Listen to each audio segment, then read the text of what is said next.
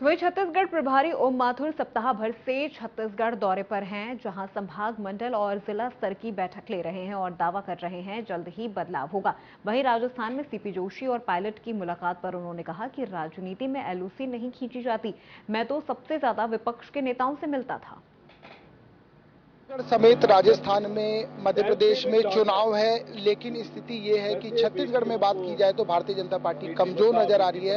ओम माथुर लगातार दौरा कर रहे हैं, अब भी सप्ताह भर के दौरे पर थे, आज लौट जाएंगे। सप्ताह भर दौरा किया, क्या कुछ नजर आया, कितना पोटेंशियल बाकी है? और जबरदस्त पोटेंशियल है, सिर्फ हमको बूथ तक की रचना को परिपूर्ण करना है और इसके लिए हमने सारी रचना, आपने देखा होगा पिछले 2 दिनों में लगातार 18 घंटे, एक दिन में 12 घंटे से ज्यादा हम बैठ करके छोटी छोटी चीजों को बारीकी से नीचे तक कैसे पहुंचे। और पहली बार हुआ होगा छत्तीसगढ़ के इतिहास में कि हमारी पार्टी के सारे सीनियर लीडर्स 2-2 विधानसभाओं में दिन भर के लिए गए और वहां की पूरी परिस्थितियों का आकलन किया है।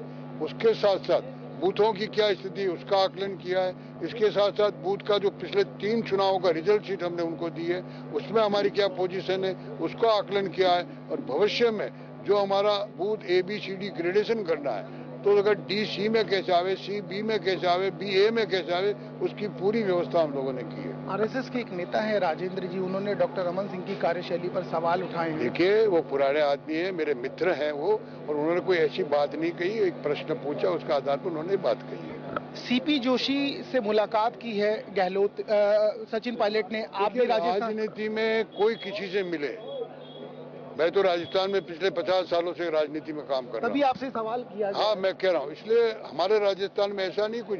मुझे मिले अभी दंतेवाड़ा में आपके मुख्यमंत्री जी, और खूब देर हम गपशप किए।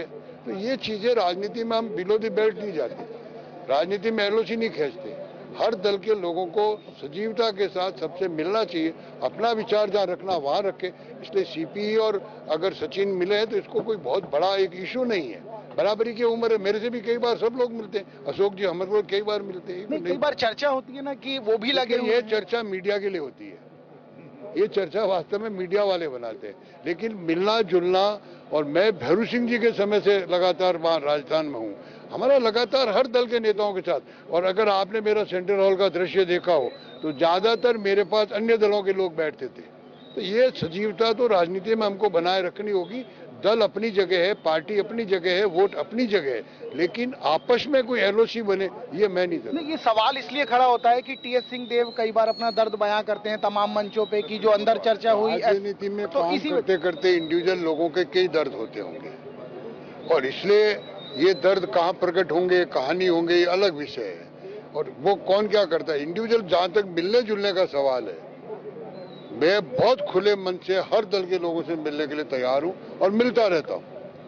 आपको पता नहीं पिछले 4 महीनों में कितने दलों के लोगों से मैं मिला हूँ। छत्तीसगढ़ में लगातार बुलडोजर की चर्चा होने लगी है, योगी आदित्यनाथ का जो मॉडल है उसकी चर्चा हो रही है, क्या माना जाए? देखिए, क्यों नहीं, जिन्होंने अवैध संपत्ति खड़ी कर रखी है, जिन्होंने सरकारी भूमि पर अपने अवैध निर्माण बना रखे, जिन्होंने रोड एंक्रोचमेंट कर रखा, उनको क्यों नहीं हटाना चाहिए? इसमें लिबरता क्यों बनानी चाहिए?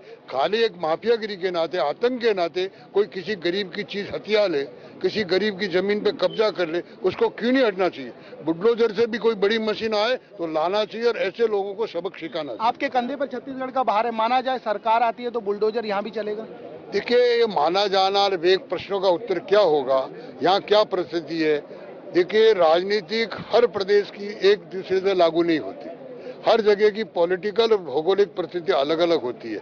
तो आप इंतजार करिए, यहाँ क्या लागू होगा क्या नहीं लागू होगा, ये भविष्यवाणी में आप प्रेस वालों पे छोड़ता हूँ। देखिए, यहाँ क्या लागू होगा क्या नहीं लागू होगा ये मीडिया की उपज है और ये मीडिया के ऊपर छोड़ दिया गया है। अब देखना ये होगा जब सरकार आती है तो यहाँ की जो परिस्थिति है वो बताएगी कि बुलडोजर चलेगा या नहीं। इस समय सहयोगी JP साहू के साथ दीपक विश्वकर्मा, इंडिया न्यूज, रायपुर।